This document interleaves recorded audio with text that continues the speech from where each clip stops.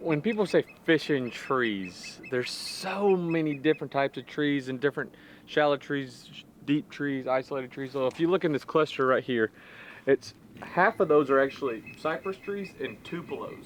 Majority of those trees are actually tupelos. Those skinny ones, that's actual a tupelo tree. So those trees are still in the water as well. Up ahead of us on the point, we actually have a willow tree.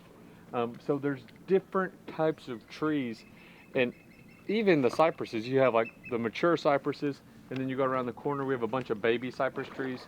And the fish each day will pattern on the trees differently. You know, some days they'll just be on the tupelos, but you can see we have some isolated tupelo trees out here. There's one right here in front of us, and then there's isolated cypress trees. Sometimes they like a mix, but what you have to do is each day you have to keep fishing for those fish and figure out what those fish want to be on.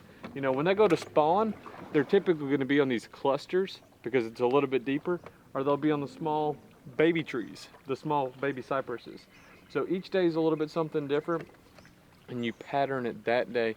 When you start getting bit on a couple of those trees, you just kind of have to run around and put that pattern together. If you get bit on two tupelos, you might want to start running tupelo trees. Or if you get bit on isolated big cypress trees, run that, or clusters. You know, trees are very patternable cover.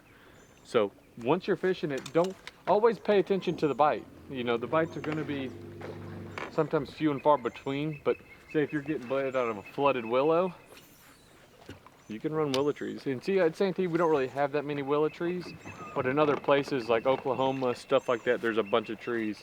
And so that's what you want to do, is just kind of pattern the trees that day. It's just like docks, whether it's a point dock or the dock in the back of a pocket, the trees are the same way. They're either going to be main lake or the trees in the pocket.